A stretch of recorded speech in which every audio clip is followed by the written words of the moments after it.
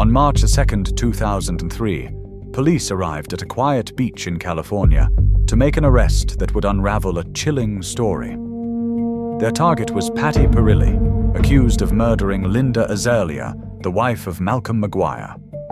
What seemed at first like a straightforward case quickly spiraled into something far more complex.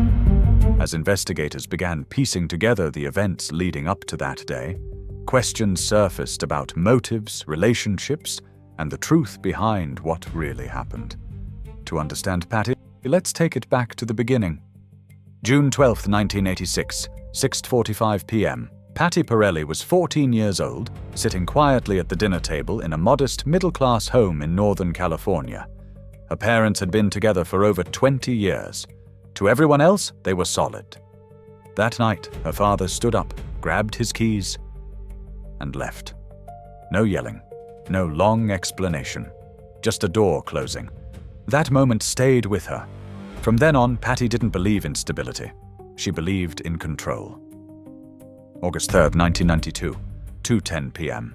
At 20 years old, Patty worked near the beach, lifeguarding, small jobs, barely getting by. But she watched people closely.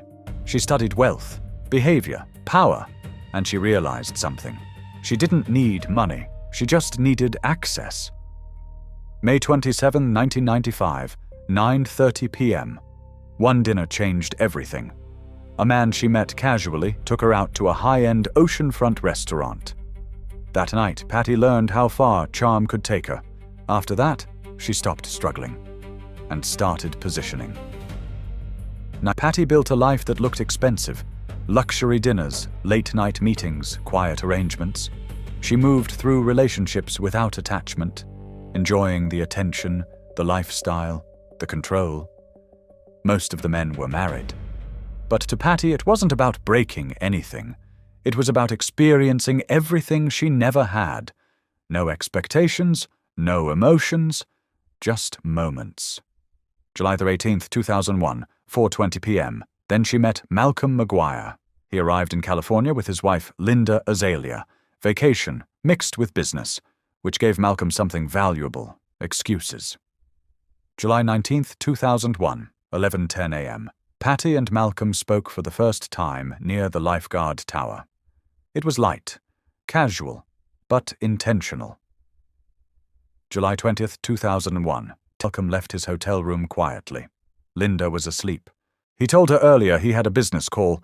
Instead, he met Patty by the shoreline. That night was the beginning. July 22, 2001 p.m. The relationship escalated fast, but this time, it felt different.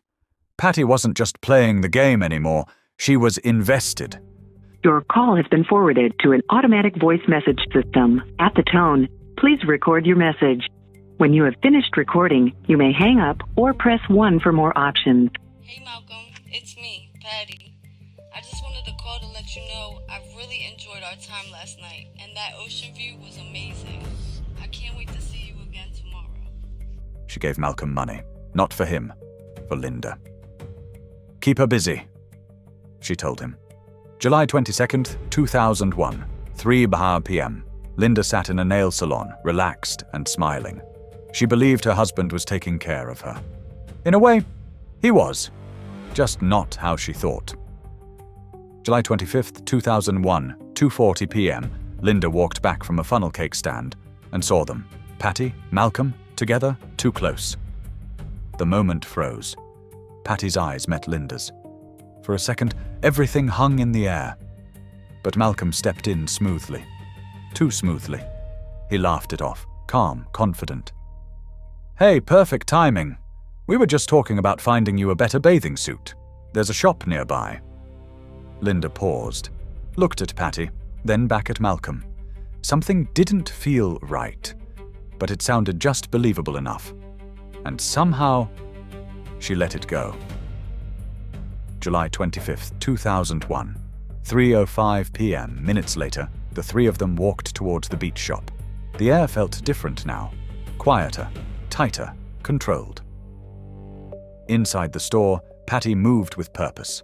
She didn't rush. She guided, smiling, conversational, natural. like this was all just coincidence.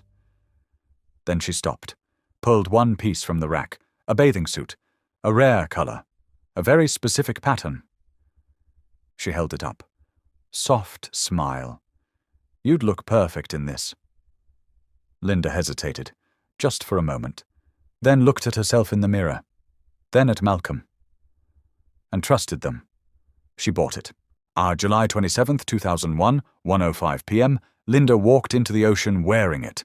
The beach was alive, loud, normal.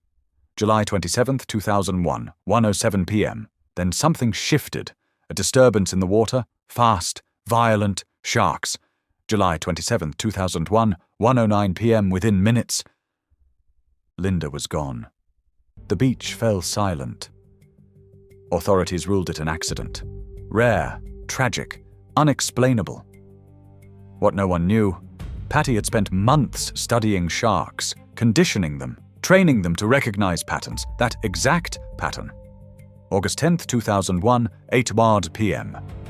Patty expected Malcolm to stay. After everything, he didn't. He pulled away, careful, distant, then gone. January 14th, 2003, 9:10 a.m. The case quietly reopened. Something didn't sit right. The timing, the setup, the behavior, and one name kept resurfacing. Patty Pirelli. March 2nd, 2003, 6:40 a.m. Patty was arrested. During interrogation, 2003, Malcolm McGuire was questioned extensively, but he gave them nothing. No panic, no contradictions, just silence. And that silence created a theory. Rumor. Malcolm knew more than he said. Some believed he wanted out of his marriage and saw Patty as more than just a relationship. But when everything collapsed, he stepped back and let her take it. Patty's sentence, 2004. Patty Pirelli was sentenced to 18 years in prison. But behind closed doors, there was an offer. Help us prove Malcolm McGuire was involved, and we can reduce your time. No pressure, no guarantees, just a choice. And after a long silence, she agreed. Early release, 2012, 7:15 a.m. Patty was released early, quietly. No headlines, no attention. But she wasn't free. Not really. Present day. Ongoing investigation. Patty found her way back to Malcolm. Slowly. Carefully. Like nothing ever happened. Malcolm believed it was real. That she came back to him. That this time, it was just them. But what he didn't know, Patty was working with federal investigators. Every conversation, every meeting, every word, watched, recorded. Because for Patty, there was only ever one man she truly wanted. Malcolm. And now, that might be the very thing that brings him down. Current status. The investigation remains open.